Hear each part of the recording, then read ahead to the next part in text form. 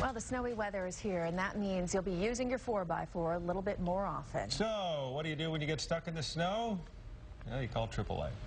Our Monday morning mechanic, David Rogers from Keller Brothers Auto Repair, has some other ideas as well. Hi, David. Hey, Tom. Hi, Natalie.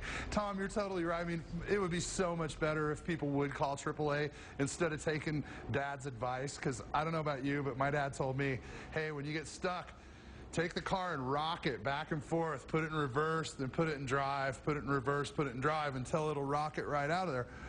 Well, that's a great idea. Maybe when my dad was buying his first car and a transmission cost $100, you know, you could afford to rock it in and out of gear. But today, it's a very bad idea. And let me show you why. This here is an example of an engine or transmission mount. And what you have is some good hard steel down here, and it bolts to the frame. These actually hold the whole engine tightly in. You can imagine when you step on the gas really hard, you slam on the brakes, what stops the engine from going right into your lap or falling out the front of the car? Well, it's these. And the fact of the matter is something like this can cost just the part about $500. Some of them are filled with hydraulic fluid. They're made out of rubber too. You can see how this one has been torn up. And this is from rocking back and forth. And so what happens is you put all that torque on there, and the parts of this that are rubber that are made to reduce the vibration of the engine in the car or the transmission, those parts, you know, they're not designed for that kind of torque to just be ripped and rocked like that. So it tears. And while this is tearing, it gets worse. It's not only the $500 you're going to spend on this or the labor to put it in. The worst problem is, imagine that fan you have in the front of the motor. Imagine what happens if the whole motor is inside a box and the fan's right up here in front, and then the motor shifts forward. What's going to happen? It's going to break the fan. It's going to destroy the radiator. It's going to tear hoses. Here's an accelerator cable. I mean, this is your throttle cable when you push on the gas, right? This is what actuates. Well, see where it's yellow? I highlighted it. You can actually see that some of the wires are sticking out on this accelerator cable. Why? Because some mounts were loose inside the vehicle, and the engine and the transmission were rocking back and forth, and they were causing this accelerator cable to rub. Well, there's another $300 or $400 worth of a problem. I mean, this is just not what you need. Now, I can go through here and show you example after example of mounts that have just completely worn. That should not move like that. That should be steady. You know, this one here, you can see where it's ripped out at the bottom. I mean, it's just unbelievable. So let me show you how you should really do this. I'm going to demonstrate on my car here. We're going to pretend it's stuck in the snow.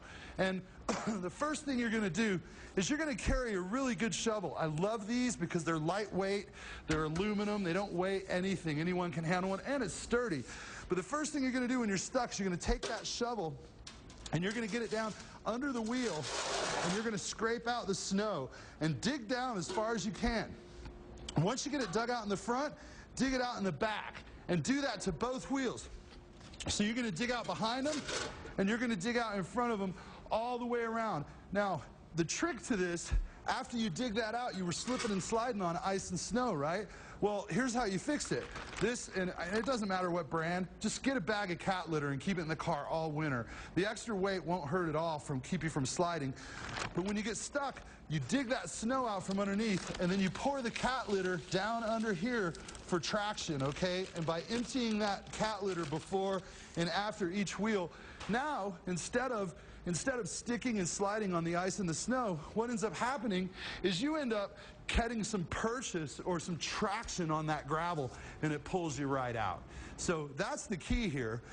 Don't rock back and forth, because these $300, $400 pieces of junk I have in my hand here that you'll have to replace, there's probably 4 of them on your car, maybe 6 in some cars. You don't want that kind of expense. And in addition to it, the other things it's going to damage aren't worth it. Be careful. Drive slow, okay? Yeah. I don't want to brag on my partner here, but when I got stuck, Natalie came out and she knew exactly. She did all that stuff for me, just shoveling and kitty litter and everything. Sometimes experience pays off. Yeah. Tom, you're lucky to have good, strong friends. I appreciate that. Thank you, David. Be careful. Don't break your car. All right. It's almost 6:20. We'll be right back.